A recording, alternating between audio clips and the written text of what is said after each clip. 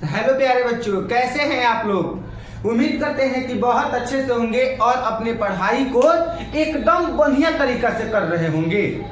आज के क्लास आप लोगों को बाबू अगर हम सच में बता दें तो आप लोगों को आज का क्लास बिल्कुल बिल्कुल बिल्कुल मिस नहीं करना है।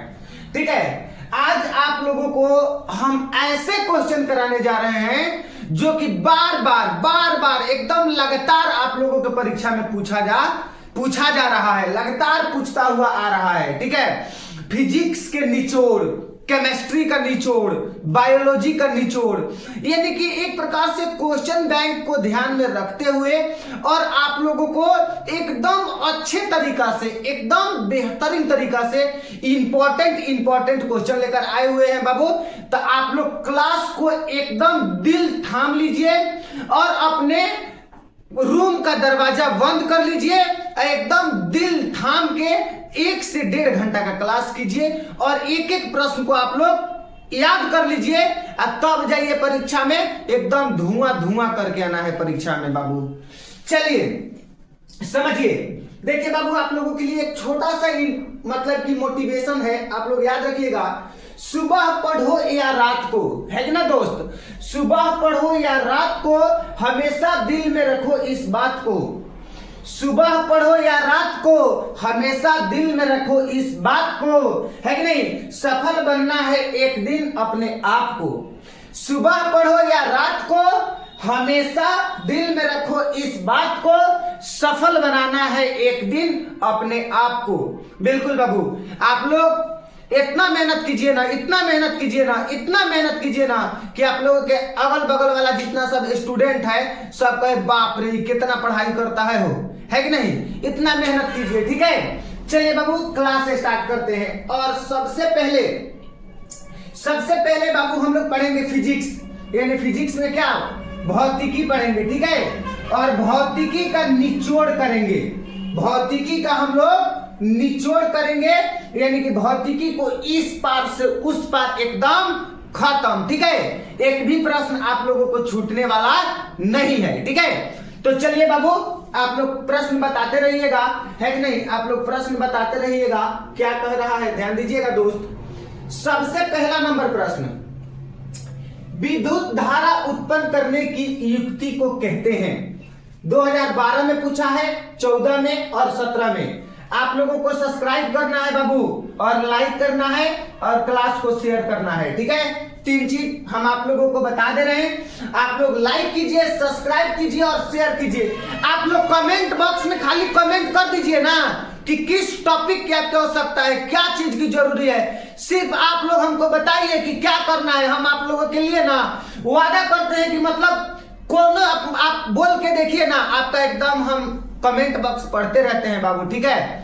बिल्कुल, तो आप लोग सब्सक्राइब कीजिए, लाइक कीजिए और शेयर कीजिए। बताइए, विद्युत धारा उत्पन्न करने की युक्ति को हम लोग क्या कहते हैं बाबू, जनित्र कहते हैं। आप लोग याद रखिएगा, ठीक है। चलिए नेक्स्ट प्रश्न, निम्नलिखित में से कौन सा पद विद्युत परिपथ में विद्युत शक्ति को निरूपित नहीं करता है। मतलब कि इनमें से कौन सा पद विद्युत परिपथ में विद्युत शक्ति को निरूपित नहीं करता है। तो आप लोग याद रखिएगा I² हो जाएगा इसका उत्तर बाबू, ठीक है। चलिए आगे देखिएगा बाबू, कह रहा है प्रतिरोध का SI मात्रक होता है। 2015 में दोनों पाली में पूछा गया है, यानी कि फर्स्ट पाली में भी और सेकंड पाली में भी, और 2017 में पूछा गया है, ठीक है। बताइए प्रतिरोध का SI मात्रक क्या होता है। तो प्रतिरोध का SI मात्रक ओम होता है। आप लोगों को पता है ना बाबू, बिल्कुल बिल्कुल बिल्कुल, क्या बात है। चलिए उसके बाद में आगे बताइएगा, कह रहा है, क्या कह रहा है बबुआ, कह रहा है किसी चालक के प्रतिरोधकता का मात्रक है। किसी चालक के प्रतिरोधकता का मात्रक क्या होता है बबुआ, आप लोग कमेंट करके बताइए। तो किसी भी चालक के अगर प्रतिरोधकता के मात्रक पूछे तो आप लोग बता दीजिएगा ओम मीटर। क्या बताइएगा बाबू, ओम मीटर बताइएगा। बिल्कुल, आगे बताइए बाबू, कह रहा है निम्न में से किस लेंस की फोकस दूरी धनात्मक होती है। इनमें से किस लेंस की फोकस दूरी धनात्मक होती है? तो आप लोग याद रखिएगा बाबू, उत्तल लेंस की फोकस दूरी क्या होती है? धनात्मक होती है। आप लोग याद रखिएगा, बिल्कुल। चलिए आगे बता दीजिए बाबू, ध्यान से, एकदम एक एक प्रश्न बड़ी खतरनाक प्रश्न है बाबू, ठीक है। प्रकाश की किरण गमन करती है, मतलब कि प्रकाश की किरण सूर्य से आती है, प्रकाश की किरण तो कैसी गमन करती है? कैसी गमन करती है बताइए? तो प्रकाश की किरण सीधी रेखा में गमन करती है। कैसी गमन करती है बाबू? सीधी रेखा में गमन करती है। आप लोग याद रखिएगा। उसके बाद में बता दीजिएगा दोस्त ध्यानपूर्वक, लेंस में मुख्यतः फोकस की संख्या कितनी होती है? बताइए, लेंस में मुख्यतः फोकस की संख्या कितनी होती है? तो 2 होती है। कितनी होती है बाबू? 2 होती है। आप लोग याद रखिएगा। चलिए बबुआ, अब बताएगा तू लोग ध्यान से। एक प्रयोग में अवतल दर्पण द्वारा किसी बिंब की, है कि नहीं, प्रतिबिंब एक पर्दे पर प्राप्त किया जाता है। दर्पण की फोकस दूरी को नियंत्रित करने के लिए प्रयोगकर्ता को मापने की जरूरत होती है। बताइए 8 नंबर का उत्तर बता दीजिए, क्या होती है? बता दीजिए क्या होती है? 8 नंबर फटाफट से कमेंट करेंगे बाबू आप लोग, है कि नहीं? 8 नंबर का ए और बी दोनों हो जाएगा, यानी कि दर्पण तथा पर्दा के बीच की दूरी और दर्पण और बिंब की बीच की दूरी। आप लोग याद रखिएगा। चलिए आगे बताइएगा बाबू ध्यानपूर्वक। कह रहा है कि गोलीय दर्पण के फोकसांतर एवं वक्रता त्रिज्या के बीच संबंध। गोलीय दर्पण के फोकसांतर एवं वक्रता त्रिज्या के बीच का संबंध। आप लोग फटाफट से कमेंट करके बताइए। आप लोगों का कमेंट हम देख रहे हैं, एकदम आप लोगों का कमेंट देखा जाएगा। आप लोग बताइए 9 नंबर प्रश्न का उत्तर बता दीजिए बाबू। तो 9 नंबर का उत्तर हो जाएगा बबुआ, है नहीं, R बराबर में 2a, R बराबर में 2a। आप लोग याद रखिएगा। चलिए आगे बताइए, किसी लेंस द्वारा उत्पन्न आवर्धन का SI मात्रक क्या है? इंपॉर्टेंट है।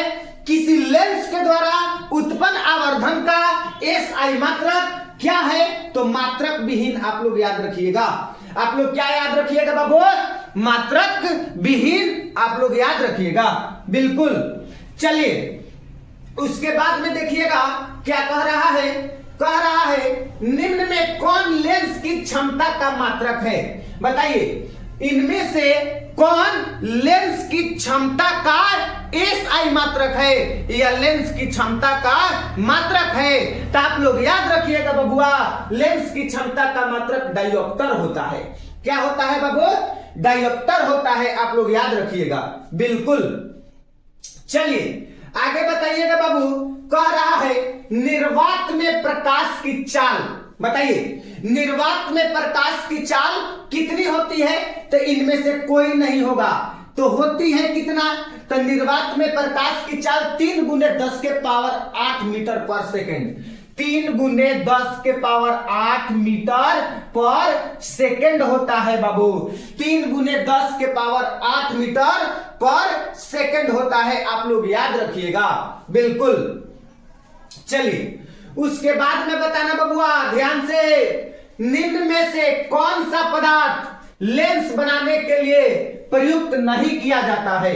नहीं किया जा सकता। इनमें से वह कौन ऐसा पदार्थ है जिसका प्रयोग हम लोग लेंस बनाने में नहीं करते हैं, नहीं किया जा सकता है? 13 नंबर कमेंट करके बताइए बाबू क्या होगा? तो मिट्टी हो जाएगा। क्या हो जाएगा? मिट्टी हो जाएगा, बिल्कुल। आगे बताइएगा बाबू 14 नंबर, किसी बिंब की वास्तविक प्रतिबिंब समान आकार का प्राप्त करने हेतु बिंब को उत्तल लेंस के सामने कहां रखा जाता है? तो वक्रता केंद्र पर रखा जाता है। कहां पे रखा जाता है बाबू? वक्रता केंद्र पर रखा जाता है। आप लोग याद रखिएगा। चलिए बताइएगा बाबू, किसी गोलीय दर्पण तथा किसी पतले गोलीय लेंस दोनों की फोकस दूरियां अगर 15 सेंटीमीटर है तो दर्पण तथा लेंस संभवतः, है कि नहीं, क्या होंगे बाबू? कमेंट करिए, कमेंट करके बताइए क्या होगा? तो आपका दोनों हो जाएगा, आप लोग याद रखिएगा, दोनों अवतल हो जाएगा। दोनों क्या हो जाएगा? अवतल हो जाएगा। आगे बताइए, कह रहा है कि एक पारदर्शी गोलीय कवच की बाहरी त्रिज्या 20 सेंटीमीटर तथा भीतरी त्रिज्या 19.8 सेंटीमीटर तो त्रिज्या आपतित प्रकाश के लिए कैसा व्यवहार करेगा? बताइए। 16 नंबर के बबुआ बता देना लोग, 16 नंबर का। तो अवतल लेंस की भांति कैसा व्यवहार करेगा? तो अवतल लेंस के भांति व्यवहार करेगा। आप लोग याद रखिएगा बाबू। चलिए आगे बताइए ध्यान पूर्वक से। कह रहा है अवतल लेंस की आवर्धन m बराबर होता है। काफी आसान प्रश्न है बाबू, आप लोग कमेंट करके बताइए। 17 नंबर का कमेंट करके बताइए बाबू, 17 नंबर का कमेंट करके बताइए कि अवतल लेंस में आवर्धन m बराबर होता है तो भी u होता है। क्या होता है? भी u होता है। आप लोग याद रखिएगा, भी बटा में u। बिल्कुल। मानव नेत्र के लिए दृष्टि का अस्थायित्व होता है। मानव नेत्र के लिए दृष्टि का अस्थायित्व होता है तो 1/16 सेकेंड कितना होता है? अस्थायित्व। मानव लेंस मतलब कि मानव नेत्र के लिए दृष्टि का अस्थायित्व कितना होता है? तो 1/16 सेकेंड होता है। आप लोग याद रखिएगा। चलिए आगे बताइए, निकट दृष्टि दोष दूर करने के लिए चश्मे में किस लेंस का व्यवहार होता है? काफी आसान है बबुआ, काफी आसान है, बिल्कुल आसान है। बता दीजिए। मतलब कि निकट दृष्टि दोष दूर करने के लिए चश्मा में किस लेंस का व्यवहार होता है? तो अवतल लेंस का व्यवहार होता है बाबू। आप लोग याद रखिएगा, कौन सा लेंस का व्यवहार होता है बाबू? तो अवतल लेंस का व्यवहार होता है। आप लोग याद रखिएगा। बिल्कुल। उसके बाद में बताइएगा दोस्त, क्या कह रहा है? स्पेक्ट्रम प्राप्त करने के लिए किसका उपयोग होता है? बिल्कुल। स्पेक्ट्रम प्राप्त करने के लिए किसका उपयोग होता है? तब बबुआ स्पेक्ट्रम प्राप्त करने के लिए प्रिज्म का उपयोग होता है। किसका उपयोग होता है? प्रिज्म का उपयोग होता है। आप लोग याद रखिएगा। बिल्कुल। चलिए बबुआ एकदम आज धुआं धुआं कर देना है, ठीक है। स्पेक्ट्रम में किस रंग के किरण का झुकाव अधिक होता है? स्पेक्ट्रम में किस रंग के किरण का झुकाव अधिक होता है? बताइए, किस रंग के किरण का झुकाव अधिक होता है? बबुआ कमेंट कीजिए फास्ट में कमेंट कीजिएगा। तो बैगनी रंग का झुकाव अधिक होता है, ठीक है। चलिए आगे बताइएगा क्या कह रहा है। श्वेत प्रकाश के वर्ण विक्षेपण उत्पन्न करता है। श्वेत प्रकाश के वर्ण विक्षेपण उत्पन्न करता है तो कौन करता है बबुआ? तो प्रिज्म करता है। आप लोग याद रखिएगा। बिल्कुल। क्या बात है, एकदम गर्दा उड़ा देना है दोस्त, एकदम गर्दा उड़ा देना है दोस्त। आप लोग वीडियो को शेयर कीजिए, एकदम वीडियो को शेयर कीजिए, है कि नहीं? आप लोग एकदम वीडियो को शेयर कीजिए। चलिए, वायुमंडल में कौन सा वर्ण अधिक प्रकीर्णन करता है? बता दीजिएगा बबुआ, वायुमंडल में कौन सा वर्ण अधिक प्रकीर्णन करता है? तो कौन करता है? तो नीला। कौन सा वर्ण सबसे ज्यादा अधिक प्रकीर्णन करता है वायुमंडल में? है कि नहीं? 23 नंबर का बता दीजिए, 23 नंबर का बी, है कि नहीं? ये याद रखिएगा आप लोग। चलिए आगे बताइए, विद्युत आवेश का SI मात्रक। बिल्कुल, विद्युत आवेश का SI मात्रक क्या है? आप लोग कमेंट करिए फटाफट से बाबू, आप लोग फटाफट से कमेंट करेंगे। विद्युत आवेश का SI मात्रक क्या होता है? तो कूलम होता है। आप लोग याद रखिएगा, विद्युत आवेश का SI मात्रक कूलम होता है मेरे दोस्त। आप लोग याद रखिएगा, है कि नहीं? चलिए उसके बाद में बताइएगा आगे ध्यानपूर्वक, धारा मापने में किसका उपयोग होता है? धारा मापने में हम लोग किसका उपयोग करते हैं बबुआ?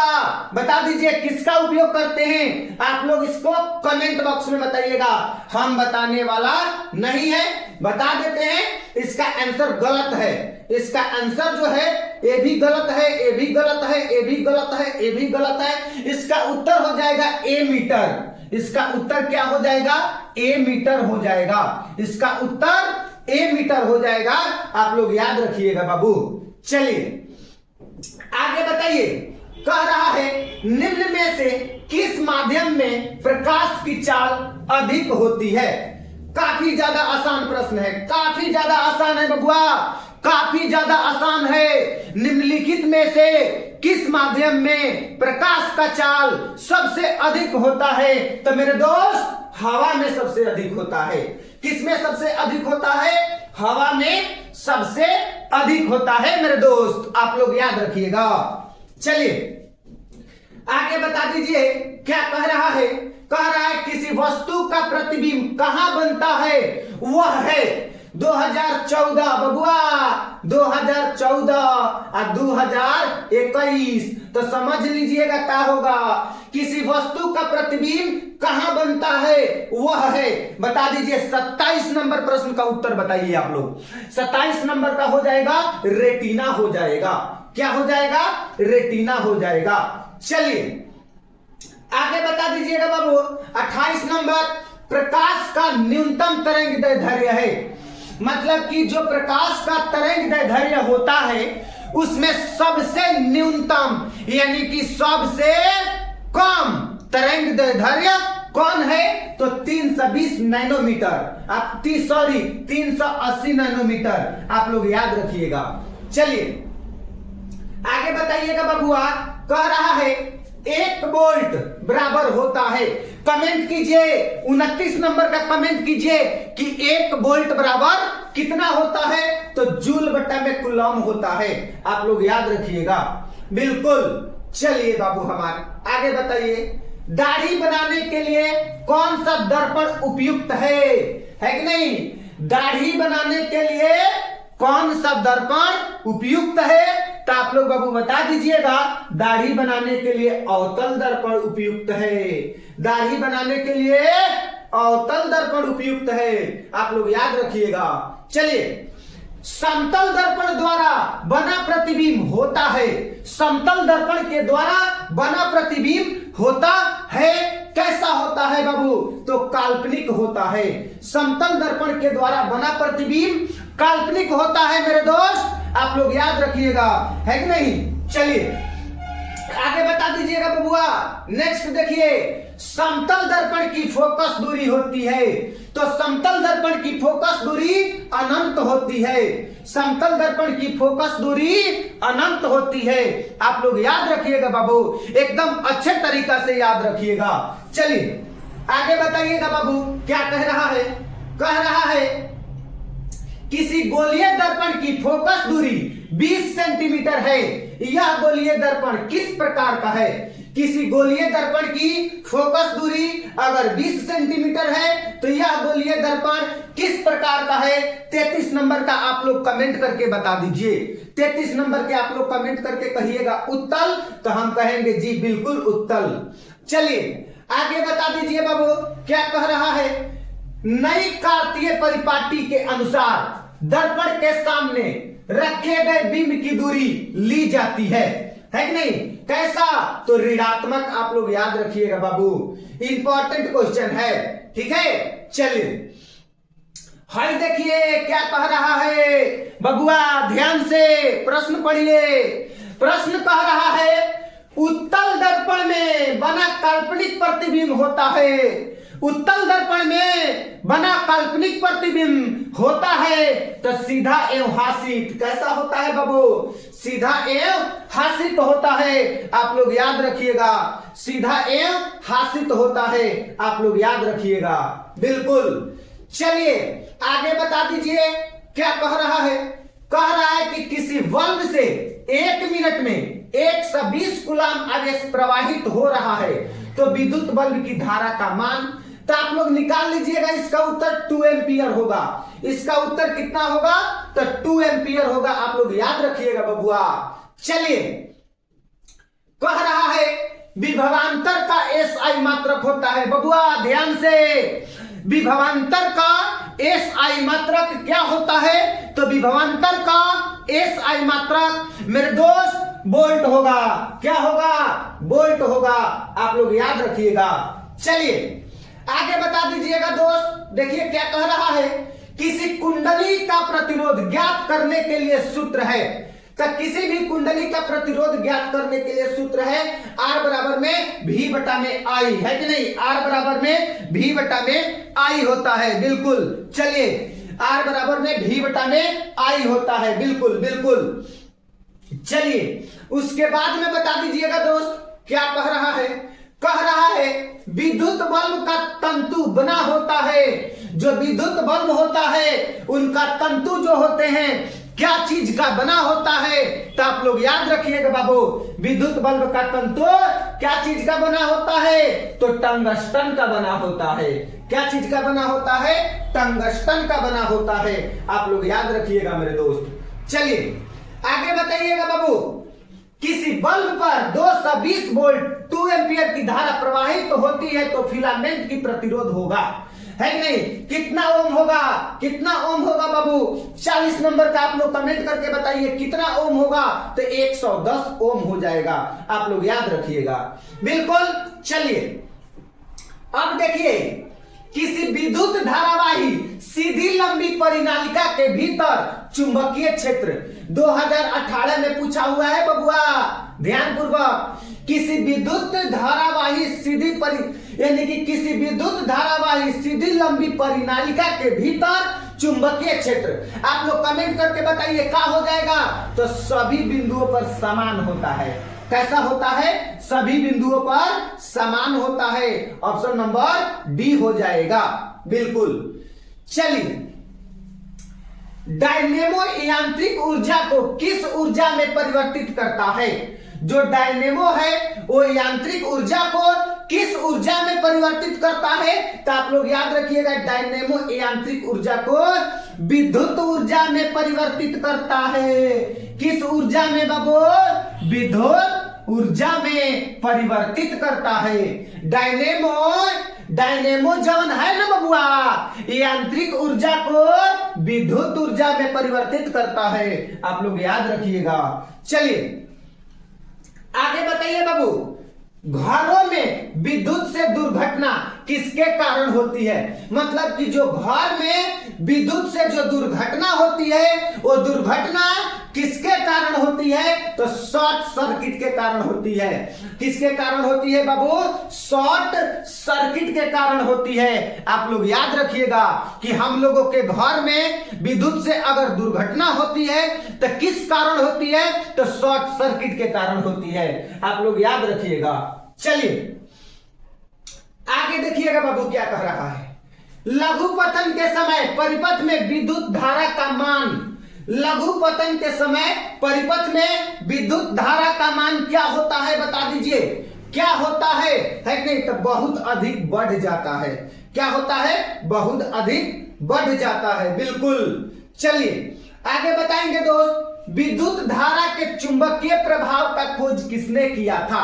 बताइए क्वेश्चन, एकदम इंपॉर्टेंट क्वेश्चन, एकदम मोहर मार लीजिए आप लोग, एकदम इंपॉर्टेंट है कि नहीं? यानी कि विद्युत धारा के चुंबकीय प्रभाव का खोज किसने किया था? आप लोग कमेंट करके बताइएगा बाबू कि विद्युत धारा के चुंबकीय प्रभाव का खोज किसने किया था? आप लोग कमेंट करके बताइए फटाफट से। 45 नंबर का कमेंट करके बताइए किसने किया था बाबू, है कि नहीं? तो आस्टेट ने किया था। किसने किया था? आस्टेट ने किया था। आप लोग याद रखिएगा। चलिए आगे बताइए, हमारे घरों में जो विद्युत आपूर्ति की जाती है वह, हमारे घरों में जो विद्युत आपूर्ति की जाती है वह, है कि नहीं? बता दीजिए क्या? 220 वोल्ट पर प्रत्यावर्ती धारा होती है। 220 वोल्ट पर प्रत्यावर्ती धारा होती है। आप लोग याद रखिएगा दोस्त। डीजल का उपयोग होता है, बताइए बबुआ, डीजल का उपयोग कहां कहां होता है? डीजल का उपयोग कहां कहां होता है? भारी वाहन में, रेल इंजनों में, विद्युत उत्पादन में, इनमें से सभी में होता है। डीजल का उपयोग इनमें से सभी में होता है। आप लोग याद रखिएगा दोस्त। चलिए, पवन विद्युत यांत्रिक में पवन की चाल कम से कम कितनी होनी चाहिए? पवन विद्युत मतलब कि पवन विद्युत जनित्र में ध्यान दीजिएगा बाबू, पवन विद्युत जनित्र में क्या कह रहा है, पवन विद्युत जनित्र में कह रहा है बाबू 48 नंबर सवाल है, 48 नंबर है, कितनी होनी चाहिए, तो 15 किलोमीटर प्रति आवर होना चाहिए। कितने किलोमीटर बाबू, 15 किलोमीटर है कि नहीं प्रति आवर होना चाहिए, है कि नहीं, आप लोग याद रखिएगा, है कि नहीं। चलिए 49 नंबर, निम्न में से कौन सा ऊर्जा स्रोत सौर ऊर्जा के व्युत्पन्न नहीं है कि नहीं, तो नाभिकीय ऊर्जा, नाभिकीय ऊर्जा जो है ना बाबू सौर ऊर्जा के व्युत्पन्न नहीं है, मतलब व्युत्क्रम नहीं है कि नहीं, नाभिकीय ऊर्जा, आप लोग याद रखिएगा, ठीक है। चलिए आगे बताइएगा बाबू, कह रहा है नरौरा नाभिकीय विद्युत संयंत्र किस राज्य में स्थित है, बताइए। नरौरा नाभिकीय विद्युत संयंत्र किस राज्य में है कि नहीं स्थित है, तो उत्तर प्रदेश में स्थित है, आप लोग याद रखिएगा। नरौरा नाभिकीय विद्युत संयंत्र किस राज्य में स्थित है, तो नरौरा विद्युत है ना, नरौरा नाभिकीय विद्युत संयंत्र किस राज्य में स्थित है, तो आप लोग याद रखिएगा उत्तर प्रदेश में स्थित है बाबू, याद रखिएगा। चलिए आगे बताइएगा, कह रहा है प्राकृतिक में पृथ्वी पर ऊर्जा का मुख्य स्रोत है, प्राकृतिक में यानी कि पृथ्वी पर ऊर्जा का मुख्य स्रोत है, क्या है, प्रकृति में पृथ्वी पर ऊर्जा का मुख्य स्रोत क्या है, आप लोग कमेंट करके फटाफट से बताइए क्या स्रोत है बाबू। तो आप लोग याद रखिएगा कि प्राकृतिक में पृथ्वी पर ऊर्जा का मेन स्रोत सूर्य है, क्या है बाबू, सूर्य है, आप लोग याद रखिएगा, ठीक है। चलिए तो भाई देखिए बबुआ, यहां पर देखिए अब ध्यान से, अब हम लोग क्या पढ़ने वाले हैं, तो अब हम लोग केमिस्ट्री पढ़ने वाले हैं, केमिस्ट्री के इंपॉर्टेंट क्वेश्चंस पढ़ने वाले हैं, ठीक है। तो आप लोग भी एकदम दिल थाम के रुकिए और केमिस्ट्री के टोटल क्वेश्चंस को आप लोग करके ही जाना है, ठीक है। चलिए सबसे पहला नंबर प्रश्न, सबसे पहला नंबर प्रश्न आप लोगों के बोर्ड स्क्रीन पर, कमेंट फास्ट में आना चाहिए। सबसे पहला नंबर प्रश्न है कि नहीं, सबसे पहला नंबर प्रश्न कह रहा है कि नहीं, कि ग्लूकोज में कार्बन के कितने परमाणु होते हैं, बताइए। ग्लूकोज में कार्बन के कितने परमाणु होते हैं, तो ग्लूकोज में कार्बन के 6 परमाणु होते हैं, ग्लूकोज में कार्बन के 6 परमाणु होते हैं, आप लोग याद रखिएगा, ठीक है। आगे बताइएगा नेक्स्ट प्रश्न, पित्तल उदाहरण है, बताइए पित्तल जो है किसका उदाहरण है, तो पित्तल मिश्र धातु का उदाहरण है, पित्तल किसका उदाहरण है बाबू, मिश्र धातु का उदाहरण है, आप लोग याद रखिएगा, ठीक है। चलिए आगे बताइएगा दोस्त, नेक्स्ट प्रश्न, सिलिका क्या है, सिलिका जो है एक प्रकार का उप धातु है, सिलिका क्या है, तो सिलिका एक प्रकार का उप धातु है, आप लोग याद रखिएगा बाबू, ठीक है। चलिए उसके बाद में आगे देखिएगा, कह रहा है ऑक्सीजन का संयोजकता है, ऑक्सीजन का संयोजकता है, आप लोग कमेंट करके बताइए। ऑक्सीजन का संयोजकता 2 हो जाएगा, कितना हो जाएगा, ऑक्सीजन की संयोजकता 2 हो जाएगा, ठीक है। चलिए उसके बाद में देखिएगा बाबू ध्यानपूर्वक, वह धातु जो सिर्फ अम्लराज में घुलता है वह धातु जो सिर्फ अम्लराज में घुलता है वह है, क्या है बता दीजिए, क्या हो जाएगा, आप लोग याद रखिएगा, ठीक है। चलिए उसके इसका उत्तर ऑप्शन नंबर बी हो जाएगा। आगे देखिए, आधुनिक आवर्त सारणी में क्षैतिज कतारों की संख्या होती है, आप लोगों को याद है कि आधुनिक आवर्त सारणी में क्षैतिज कतारों की संख्या होती है, आप लोग बताइए क्या होती है, तो 7 होती है, कितनी होती है, 7 होती है, आप लोग याद रखिएगा, बिल्कुल, क्या बात है, कितनी होती है बाबू, 6 नंबर का, कमेंट करिए तो एक बार, है कि नहीं, 6 नंबर के 7 होती है, बिल्कुल बिल्कुल। चलिए बताइएगा 7 नंबर, द्वितीय आवर्त में तत्वों के लिए कौन सा सेल बाह्यतम है कि नहीं, तो याद रखिएगा एल सेल बाह्यतम है, कौन सा सेल बाह्यतम है बाबू, एल सेल बाह्यतम है, आप लोग याद रखिएगा। ठीक है, चलिए आगे बताइएगा दोस्त। आवर्त सारणी में शून्य समूह के तत्व है। आवर्त सारणी में शून्य समूह के तत्व कौन है? तो ऑप्शन नंबर बी हीलियम हो जाएगा। आप लोग याद रखिएगा 8 नंबर का। बिल्कुल बिल्कुल बिल्कुल। चलिए 9 नंबर का बताइएगा, आगे बताइएगा 9 नंबर का क्या कह रहा है? कह रहा है कि एल्युमिनियम पर मोटी ऑक्साइड की परत बनाने की प्रक्रिया कहलाती है। एल्युमिनियम पर मोटी ऑक्साइड की परत बनाने की प्रक्रिया कहलाती है। क्या कहलाती है? तो क्या कहलाती है बाबू? एनोडीकरण कहलाती है। आप लोग थोड़ा बताइए तो क्या कहलाती है? एनोडीकरण कहलाती है। बिल्कुल एनोडीकरण कहलाती है। क्या कहलाती है? एनोडीकरण कहलाती है। ठीक है बाबू, चलिए बताइए लोहा एवं इस्पात को जंग से सुरक्षित रखने के लिए उन पर किस धातु की परत चढ़ाई जाती है? देखिए लोहा को क्या कह रहा है? लोहा को और कौन सी को? इस्पात को। लोहा को और इस्पात को माने जंग लगने से मतलब मूर्छा लगने से सुरक्षित रखने के लिए उन पर माने कौन सी के परत चढ़ाई जाती है? तो जिंक का परत चढ़ाई जाती है। आप लोग याद रखिएगा। किसका परत चढ़ाई जाती है बाबू? जिंक का परत चढ़ाई जाती है। आप लोग याद रखिएगा। ठीक है, चलिए अमोनिया के अणु में नाइट्रोजन एवं हाइड्रोजन के परमाणुओं की संख्या का अनुपात, यानी कि अमोनिया के जो अणु होते हैं उसमें नाइट्रोजन और हाइड्रोजन के परमाणुओं का अनुपात पूछ रहा था। 1:3 होता है। आप लोग याद रखिएगा। ठीक है, चलिए उसके बाद में आगे बता दीजिएगा बाबू। कार्बन की परमाणु संख्या है, काफी आसान है और 2013 में पूछा गया है और 2016 में पूछा गया है और 2012 में पूछा गया है। आप लोग देख सकते हैं। ठीक है, यानी कि कार्बन की परमाणु संख्या है। आप लोग कमेंट करके बताइए कार्बन की परमाणु संख्या क्या है? तो कार्बन की परमाणु संख्या 6 होता है। कार्बन की परमाणु संख्या 6 होता है। आप लोग याद रखिएगा। ठीक है, चलिए कैल्शियम कार्बाइड जल के साथ अभिक्रिया करके देता है। क्या देता है बाबू? तो इथाइल देता है। आप लोग याद रखिएगा। यानी कि कैल्शियम कार्बाइड जो है वो जल के साथ अभिक्रिया करता है तो क्या देता है? तो इथाइल देता है। आप लोग याद रखिएगा। ठीक है, बिल्कुल। चलिए आगे बताइएगा दोस्त। एसिटिक अम्ल का IUPAC नाम है। देखिए 2012 में पूछा है, 2017 में पूछा है और 2022 में पूछा है कि नहीं? इंपॉर्टेंट है। यानी कि एसिटिक अम्ल का IUPAC नाम क्या होता है? तो एथेनाइक अम्ल होता है।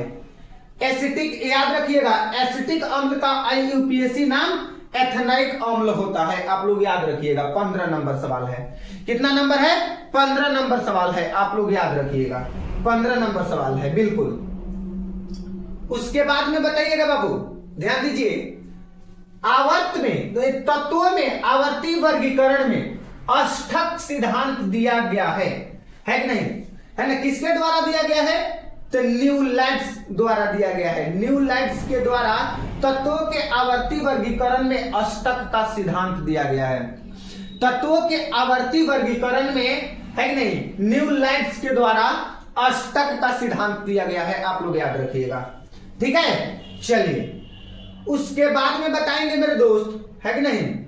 आधुनिक आवर्त नियम के अनुसार तत्व का गुणधर्म, आधुनिक आवर्त नियम के अनुसार तत्व का गुणधर्म पूछा जा रहा है। ठीक है, तो क्या होगा? ऑप्शन नंबर बी हो जाएगा परमाणु संख्या के आवर्त फलन है। क्या है? परमाणु संख्या के आवर्त फलन है। आप लोग याद रखिएगा। ठीक है बाबू, चलिए आगे बताइएगा दोस्त। आवर्त सारणी के प्रत्येक आवर्त का अंतिम सदस्य होता है। आवर्त सारणी के प्रत्येक आवर्त का अंतिम सदस्य होता है। 18 नंबर सवाल का उत्तर बताइए। 18 नंबर सवाल का उत्तर बताइए। क्या हो जाएगा? एक निष्क्रिय गैस। क्या हो जाएगा? एक निष्क्रिय गैस। बिल्कुल बिल्कुल बिल्कुल बिल्कुल, चलिए बिल्कुल, क्या बात है बाबू, है कि नहीं? ध्यान दीजिएगा। 19 नंबर सवाल देखिएगा, निम्नलिखित में कौन सबसे अधिक क्रियाशील हैलोजन है? तो फ्लोरीन सबसे अधिक क्रियाशील हैलोजन है। 19 नंबर, बिल्कुल, है कि नहीं? बिल्कुल, क्या बात है। चलिए आगे बताइएगा, देखिएगा, कह रहा है कि निम्नलिखित में कौन सा तत्व आसानी से इलेक्ट्रॉन त्याग नहीं कर सकता है? यानी कि इनमें से वह कौन ऐसा तत्व है जो आसानी से इलेक्ट्रॉन का त्याग नहीं करता है? तो आप लोग याद रखिएगा, इसका हो जाएगा ऑप्शन नंबर बी हो जाएगा, आप लोग याद रखिएगा। ठीक है, चलिए आगे बताइएगा बाबू ध्यानपूर्वक। मेंडलीफ का जन्म, यानी कि मेंडलीफ का जन्म कब हुआ था? बताइए, मेंडलीफ का जन्म कब हुआ था? केमिस्ट्री का सवाल है बबुआ। मेंडलीफ का जन्म कब हुआ था? तो आप लोग याद रखिएगा मेरे दोस्त, मेंडलीफ का जन्म 1834 ईस्वी में हुआ था। मेंडलीफ का जन्म कब हुआ था? 1834 ईस्वी में हुआ था, आप लोग याद रखिएगा। ओजोन के एक अणु में ऑक्सीजन के परमाणुओं की संख्या होती है। ओजोन के एक अणु में ऑक्सीजन के परमाणुओं की संख्या होती है। कितनी होती है बाबू? आप लोग कमेंट करके बताइए। 22, यानी 22 नंबर का उत्तर बता दीजिए। 22 नंबर का क्या हो जाएगा? 3 हो जाएगा, आप लोग याद रखिएगा। क्या हो जाएगा? 3 हो जाएगा। चलिए आगे बताइएगा बाबू ध्यानपूर्वक। सल्फर परमाणु की वाहतम कक्षा में इलेक्ट्रॉनों की संख्या कितनी होती है? यानी कि सल्फर परमाणु के वाहतम कक्षा में इलेक्ट्रॉनों की संख्या कितनी होती है? तो याद रखिएगा बाबू 6 होती है। कितनी होती है? 6 होती है, आप लोग याद रखिएगा। ठीक है, आगे बता दीजिए 24 नंबर। निम्नलिखित में से मतलब कि पीएच का कौन सा मान क्षारक विलयन का मान देता है? तो 7 से अधिक होता है, यानी कि 13 हो जाएगा। यानी कि निम्नलिखित में से पीएच का कौन सा मान क्षारक का विलयन देता है? तो क्षारक का विलयन 7 से अधिक होता है, तो क्या हो जाएगा? 13 हो जाएगा, आप लोग याद रखिएगा। ठीक है बाबू, चलिए आगे बताइएगा दोस्त। कह रहा है कोई विलयन लाल लिटमस को नीला कर देता है, इसका पीएच होगा। कोई विलयन लाल लिटमस को नीला कर देता है तो इसका पीएच होगा, बताइए क्या होगा? 10 हो जाएगा। क्या हो जाएगा? 10 हो जाएगा, आप लोग याद रखिएगा। ठीक है, चलिए आगे बताइएगा बबुआ। रासायनिक अभिक्रिया के दौरान किसी पदार्थ में ऑक्सीजन का योग कहलाता है। जब रासायनिक अभिक्रिया होती है उस दौरान किसी पदार्थ में अगर ऑक्सीजन जुड़ रहा है, यानी कि ऑक्सीजन का योग होता है, तब यह प्रक्रिया क्या कहलाती है? तब योग, उस योग क्या कहलाता है? तो आप लोग याद रखिएगा, उपचयन कहलाता है। क्या कहलाता है? उपचयन कहलाता है। इंपॉर्टेंट क्वेश्चन है बाबू, ध्यान रखिएगा आप लोग।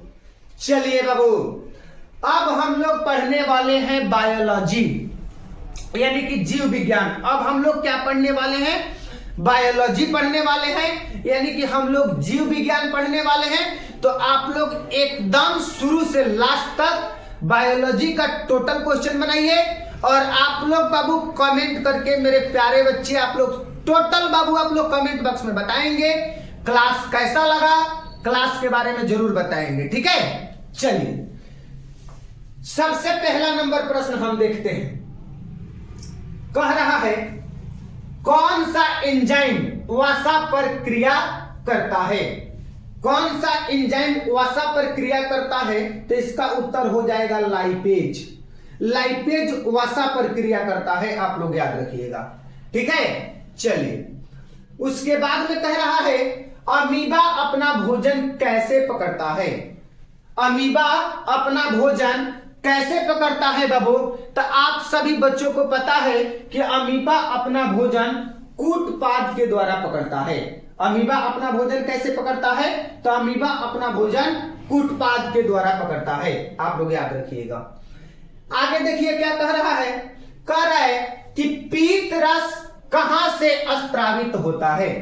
पीत रस कहां से स्त्रावित होता है, तो पीत रस यकृत से स्त्रावित होता है। आप लोग याद रखिएगा 4 नंबर का क्या हो जाएगा, यकृत हो जाएगा। बिल्कुल बिल्कुल, क्या बात है, 4 नंबर का क्या हो जाएगा, यकृत हो जाएगा। चलिए उसके बाद में बताइएगा बाबू, कवक में पोषण की कौन सी विधि पाई जाती है। कवक में पोषण की कौन सी विधि पाई जाती है, तो आप लोग मेरे दोस्त बताइएगा, कवक में पोषण की मृतजीवी विधि पाई जाती है। कवक में पोषण की कौन सी विधि पाई जाती है, तो कवक में पोषण की मृतजीवी विधि पाई जाती है। आप लोग याद रखिएगा। चलिए आगे देखिएगा बाबू क्या कह रहा है, कह रहा है कि निम्नलिखित में से कौन उभयलिंगी जंतु है।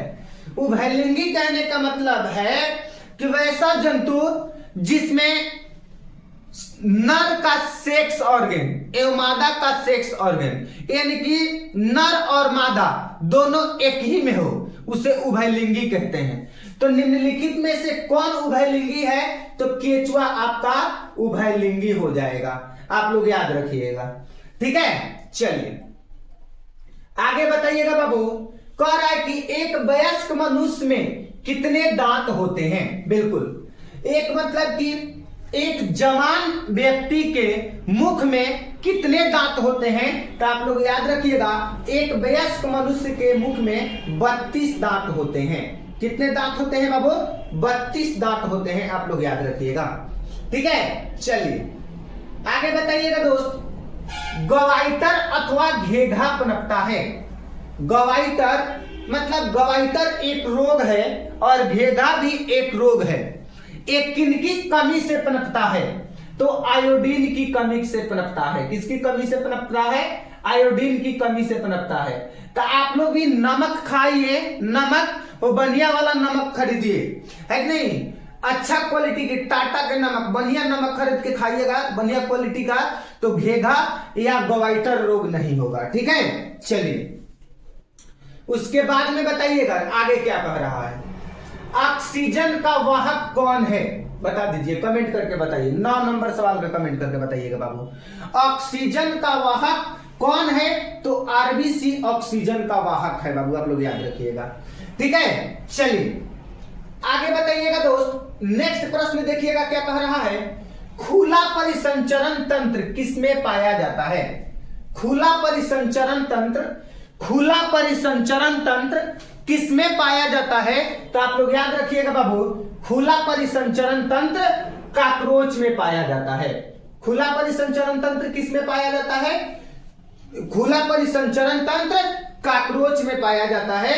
आप लोग याद रखिएगा, ठीक है। चलिए आगे बताइएगा, मानव हृदय में कितने कोष्ठ होते हैं। देखिए कितना इंपॉर्टेंट है बबुआ, 2011, 2019 और 2021 और 2022 देख लीजिए, यानी मानव हृदय में कितने कोष्ठ पाए जाते हैं, तो मानव हृदय में 4 कोष्ठ होते हैं। आप लोग याद रखिएगा, ठीक है। चलिए आगे बताइएगा बाबू, पौधों में गैसों का आदान प्रदान किसके द्वारा होता है। पौधों में गैसों का आदान प्रदान रंध्र के द्वारा होता है। पौधों में गैसों का आदान प्रदान किसके द्वारा होता है, तो रंध्र के द्वारा होता है। आप लोग याद रखिएगा। चलिए बताइएगा दोस्त, फ्लोएम उत्तकों द्वारा कार्बोहाइड्रेट का परिवहन होता है। मतलब कि फ्लोएम उत्तकों के द्वारा कार्बोहाइड्रेट का, बिल्कुल क्या बात है, बिल्कुल फ्लोएम उत्तकों द्वारा कार्बोहाइड्रेट का है कि नहीं परिवहन होता है, तो सुक्रोज के रूप में। किसके रूप में होता है बाबू, सुक्रोज के रूप में होता है। आप लोग याद रखिएगा, ठीक है। चलिए आगे बताइएगा दोस्त, कह रहा है इनमें से किसकी उपस्थिति के कारण रक्त लाल दिखाई देता है। इनमें से किसकी उपस्थिति के कारण रक्त लाल दिखाई देता है, तो इनमें से हीमोग्लोबिन की उपस्थिति के कारण जो हम लोग का ब्लड होता है, रक्त होता है, वो लाल दिखाई देता है। आप लोग याद रखिएगा। चलिए बबुआ ध्यान से, हई देखिए हमारा शरीर किस पीएच परास के बीच कार्य करता है? तो हमारा शरीर 7.0 से 7.8 पीएच परास के बीच में हमारा शरीर कार्य करता है। आप लोग याद रखिएगा, ठीक है। चलिए उसके बाद में ध्यान दीजिएगा बाबू, कह रहा है रुधिर का कौन सा अवयव रक्त को रोकने में मदद करता है? रुधिर का कौन सा अवयव रक्त स्राव को रोकने में मदद करता है? तो प्लेटलेटस हो जाएगा इसका उत्तर। क्या हो जाएगा बाबू? 16 नंबर का क्या हो जाएगा? 16 नंबर का सी यानी प्लेटलेटस हो जाएगा, ठीक है। आप लोग याद रखिएगा 16 नंबर का सी यानी कि प्लेटलेटस हो जाएगा, बिल्कुल।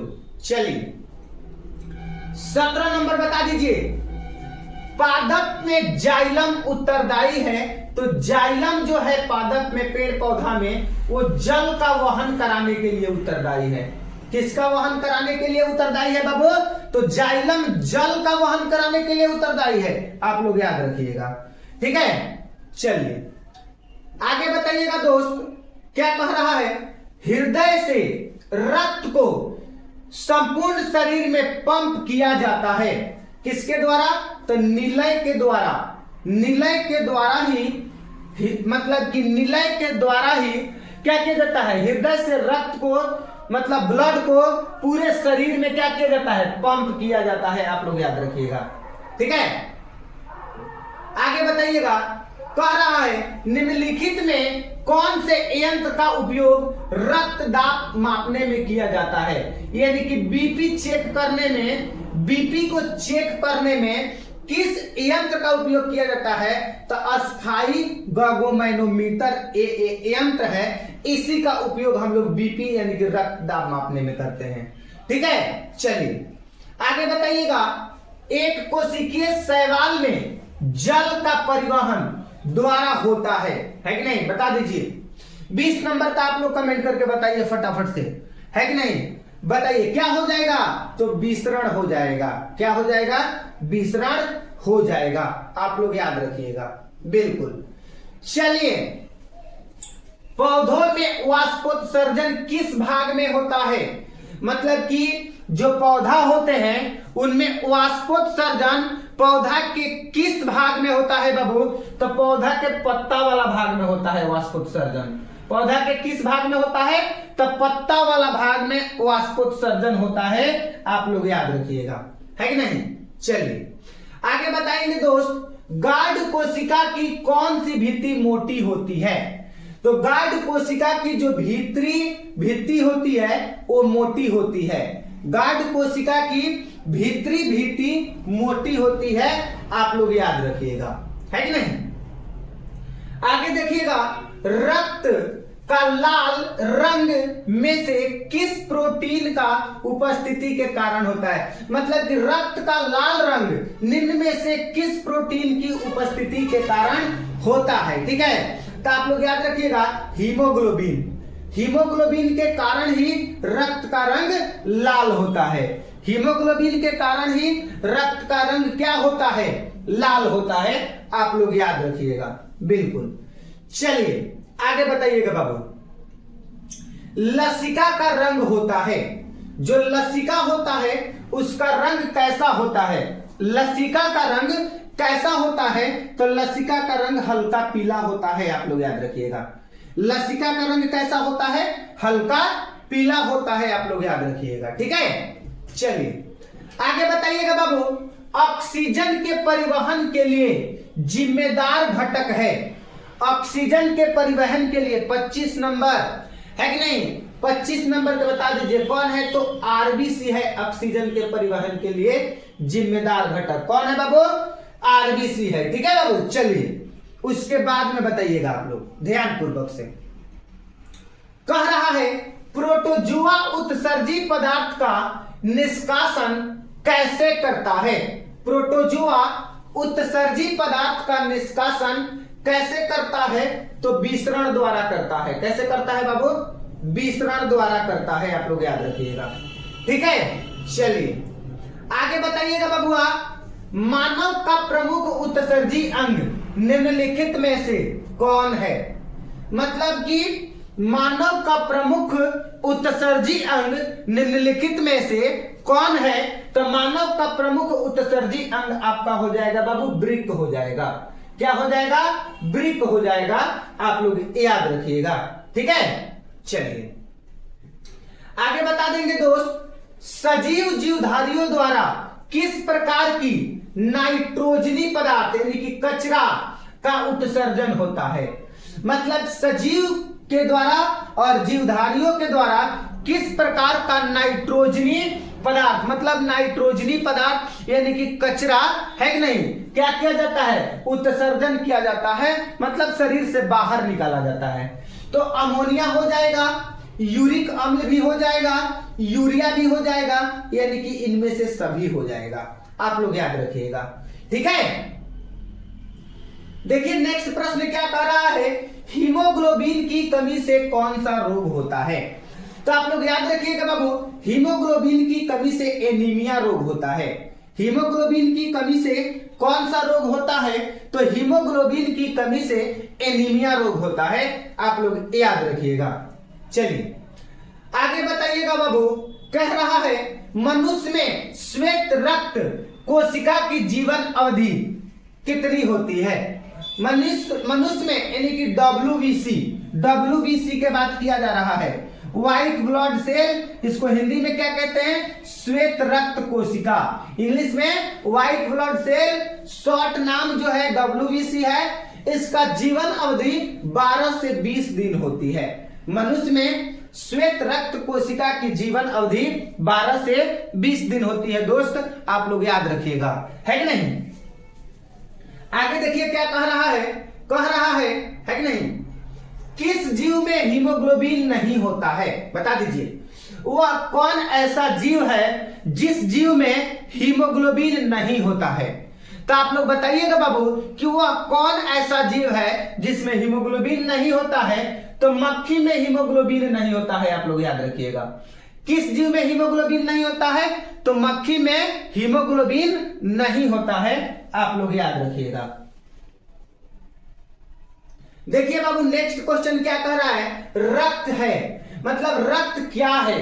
काफी इंपॉर्टेंट, काफी आसान प्रश्न है। रक्त क्या है? तो रक्त एक प्रकार का उत्तक है बाबू। रक्त क्या है?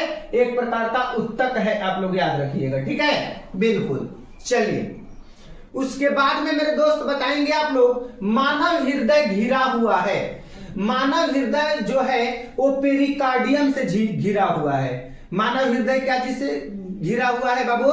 तो पेरिकार्डियम से मानव हृदय घिरा हुआ है। आप लोग याद रखिएगा, ठीक है दोस्त। चलिए आरबीसी की जीवन अवधि होती है, बता दीजिए। 34 नंबर सवाल का उत्तर आप लोग करके बताइए। 34 नंबर का है कि नहीं, बता दीजिए क्या हो जाएगा? तो 120 दिन हो जाएगा आरबीसी का, ठीक है कि नहीं, याद रखिएगा आप लोग, ठीक है।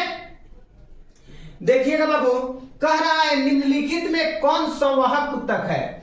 मतलब कि संवाहक उत्तक, ठीक है। आप लोग याद रखिएगा निम्नलिखित में कौन संवाहक उत्तक है? तो फ्लोएम आपका संवाहक उत्तक है, ठीक है। यहाँ पे जाइलम भी है, जाइलम भी संवाहक उत्तक है, यानी कि बी और सी दोनों हो जाएगा, बी और सी दोनों हो जाएगा। आप लोग याद रखिएगा, ठीक है। चलिए आगे बताइएगा बाबू, है कि नहीं। रंध्र का मुख्य कार्य है, रंध्र, ध्यान दीजिएगा, एक शब्द है आप लोगों का रंध्र। रंध्र यानी कि पेड़ पौधा जो होते हैं ना, यानी कि पेड़ के जो पत्ता होता है उस पत्ता पर छोटे छोटे छोटे छोटे छिद्र होते हैं। हम लोग सूक्ष्मदर्शी से देखेंगे तो या पीपल के पत्ता जब गिर जाता है, सूख जाता है, तो आप लोग देखिएगा चलनी के जैसा उसमें छिद्र दिखता है, ठीक है, समझे ना। उसी को हम लोग रंध्र कहते हैं। हम लोगों का जो शरीर है ना, इस पे जहां पे मतलब रुआ जो है, बाल है, यहाँ इसके मतलब कि पासे में छोटे छोटे छिद्र हैं, है कि नहीं। इसको मनुष्य में हम लोग रोम छिद्र बोलते हैं। मनुष्य में क्या बोलते हैं? रोम छिद्र बोलते हैं। आप लोग याद रखिएगा, है कि नहीं। इसी रोम छिद्र में मच्छर अपना सूंड को लगाता है, ठीक है। इसी रोम छिद्र में मच्छर अपने सूंड को लगाता है। नहीं तो आप लोग जरा बताइए, मच्छर के अंदर इतना ताकत है कि मतलब इतना मोटा चमड़ा को मतलब कि हला दे? नहीं, इसी छिद्र में लगाता है, रोम छिद्र में। बताइए क्वेश्चन देखिए, रंध्र का मुख्य कार्य क्या है? पेड़ मतलब कि पेड़ के पौधा के पत्ती के ऊपर जो छोटे छोटे छिद्र होते हैं वो रंध्र है। तो रंध्र का मुख्य कार्य है गैसों का विनिमय एवं वाष्पोत्सर्जन। गैसों का विनिमय एवं वाष्पोत्सर्जन आप लोग याद रखिएगा, ठीक है। चलिए आगे बताइएगा, चलनी नालिकाएं पाई जाती है। बिल्कुल, चलनी नालिकाएं जो होती है वो पाई जाती है। 37 नंबर आप लोग कमेंट करके बताइए फटाफट से। 37 नंबर का क्या हो जाएगा बता दीजिए, क्या हो जाएगा? फ्लोएम में चलनी नालिकाएं पाई जाती है। किसमें पाई जाती है? फ्लोएम में चलनी नालिकाएं पाई जाती है, ठीक है। बताइएगा बाबू, निम्नलिखित में से किस कोशिका का ऊर्जा मुद्रा के रूप में जाना जाता है? मतलब निम्नलिखित में से किस कोशिका का ऊर्जा मुद्रा के रूप में जाना जाता है? तो एटीपी हो जाएगा, आप लोग याद रखिएगा। क्या हो जाएगा? एटीपी हो जाएगा, ठीक है। चलिए देखिएगा बाबू, कह रहा है कि इथाइल अल्कोहल किस प्रकार के श्वसन में बनता है? इथाइल अल्कोहल जो है किस प्रकार के श्वसन में बनता है? 39 नंबर का उत्तर आप लोग कमेंट करके बताइए। किस प्रकार के? बिल्कुल बिल्कुल, वायवीय और अवायवीय, यानी कि ए बी दोनों में बनता है, आप लोग याद रखिएगा, ठीक है। चलिए आगे देखेंगे दोस्त, पाइरुवेट के विखंडन से कार्बन डाइऑक्साइड जल तथा ऊर्जा देता है, यह क्रिया कहां होती है? बताइए 40 नंबर का आप लोग कमेंट करके फटाफट से बताइए, कहां पे होती है? कहां पे होती है बाबू? तो माइटोकॉन्ड्रिया में होती है। कहां पे होती है? माइटोकॉन्ड्रिया में होती है, आप लोग याद रखिएगा, ठीक है कि नहीं? याद रखिएगा, आप लोग याद रखिएगा। चलिए ठीक है, उसके बाद में बताइएगा किस प्रकार के श्वसन से अधिक ऊर्जा मुक्त होती है कि नहीं? तो वायवीय श्वसन से अधिक ऊर्जा मुक्त होती है। किस प्रकार के श्वसन से अधिक ऊर्जा मुक्त होती है कि नहीं? वायवीय श्वसन से अधिक ऊर्जा क्या होती है? मुक्त होती है, आप लोग याद रखिएगा, बिल्कुल। चलिए उसके बाद में आप लोग आगे बताइएगा बाबू, ध्यान से देखिए, ध्यान से कह रहा है ग्लाइकोलाइसिस होता है। ग्लाइकोलाइसिस जो है वो कहां पे होते हैं? ग्लाइकोलाइसिस, तो ग्लाइकोलाइसिस बाबू आपका कोशिका द्रव्य में होता है। ग्लाइकोलाइसिस कहां पे होता है? तो ग्लाइकोलाइसिस कोशिका द्रव्य में होता है, आप लोग याद रखिएगा दोस्त, ठीक है। चलिए उसके बाद में देखिएगा बाबू क्या कह रहा है, कह रहा है किस पौधा में रंध्र अनुपस्थित रहता है? मतलब कि वह कौन ऐसा पौधा है जिसमें रंध्र नहीं होता है? समझे ना, अभी रंध्र के बारे में थोड़ा देर पहले बहुत सारा जिक्र किए थे, बहुत कुछ उसके बारे में, रंध्र के बारे में बताए थे, ठीक है। तो मतलब कि इसमें से कौन ऐसा पौधा है जिसमें रंध्र नहीं होता है, ठीक है। तो आप लोग याद रखिएगा, हाइड्रिला में रंध्र नहीं होता है। किसमें रंध्र नहीं होता है? तो हाइड्रिला में रंध्र नहीं होता है, आप लोग याद रखिएगा, ठीक है। चलिए, मछली का श्वसन अंग है।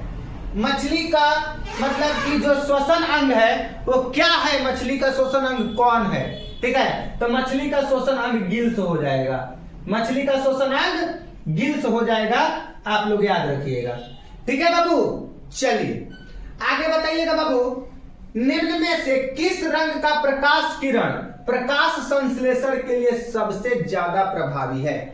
मतलब कि 45 नंबर, यानी कि निम्न में से किस रंग का प्रकाश किरण प्रकाश संश्लेषण के लिए सबसे ज्यादा प्रभावी है? तो लाल रंग की प्रकाश किरण प्रकाश संश्लेषण के लिए सबसे ज्यादा प्रभावी है। लाल रंग के प्रकाश किरण प्रकाश संश्लेषण के लिए सबसे ज्यादा प्रभावी है, आप लोग याद रखिएगा, ठीक है। चलिए उसके बाद में देखिएगा क्या कह रहा है, कह रहा है स्टार्च की उपस्थिति में स्टार्च की उपस्थिति की जांच के लिए किस विलय का उपयोग होता है? मतलब कि 46 नंबर प्रश्न का उत्तर कह रहा है, 46 नंबर प्रश्न कह रहा है कि स्टार्च की उपस्थिति के जांच के लिए किस विलयन का उपयोग होता है? तो आप लोग याद रखिएगा, आयोडीन का होता है। किसका होता है? आयोडीन का होता है। 46 नंबर का क्या हो जाएगा? आयोडीन हो जाएगा, ठीक है कि नहीं। चलिए उसके बाद में 47 नंबर बताइएगा आप लोग बाबू। 47 नंबर का रंध्र मुख्यतः पाए जाते हैं। मतलब कि जो रंध्र होते हैं वो रंध्र कहां पे होते हैं, जड़ पर होते हैं या पत्तियों पर होते हैं या तना पर होते हैं और या इनमें से कोई नहीं। तो रंध्र जो होते हैं बाबू पत्तियों पर होते हैं। किस पे होते हैं, पत्तियों पर होते हैं, आप लोग याद रखिएगा। ठीक है, चलिए आगे बता दीजिएगा बाबू, कृमि रूपी परिशेषिका किसका हिस्सा है। बिल्कुल कृमि रूपी 48 नंबर का बताइए, 48 नंबर का बता दीजिए, कृमि रूपी परिशेषिका किसका हिस्सा है। और 48 नंबर प्रश्न हम देखते हैं कि वह कौन ऐसा मेरे दोस्त और बहादुर बच्चा है जो इसका उत्तर कमेंट बॉक्स में बताएगा। हम इसको छोड़ रहे हैं, आप लोग याद रखिएगा। ठीक है, चलिए प्रकाश संश्लेषण की मतलब प्रकाश संश्लेषण की प्रकाश अभिक्रिया होती है, बताइए 49 नंबर का कमेंट करके बता दीजिए। प्रकाश संश्लेषण की प्रकाश अभिक्रिया होती है, बता दीजिए क्या होती है।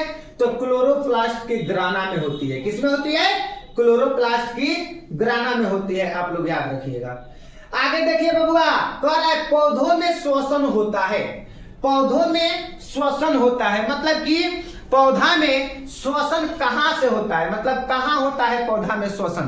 तो आप लोग याद रखिएगा बाबू, जड़ में, पत्तियों में, तना में, यानी कि इनमें से सभी में होगा। ठीक है बाबू, उम्मीद करते हैं कि आप लोगों को क्लास बहुत अच्छा से लगा होगा। अगर क्लास आप लोगों को अच्छा लगा है तो वीडियो को शेयर कीजिए अपने दोस्तों के पास में और वीडियो को लाइक कीजिए। चैनल पे आप लोग अगर नए हैं तो चैनल को सब्सक्राइब कीजिए। यहाँ पर 10वीं क्लास की सभी विषयों की तैयारी एकदम अच्छी तरीके से कराई जाती है। मिलते हैं नेक्स्ट क्लास में, तब तक सभी प्यारे बच्चों को नमस्कार, जय हिंद।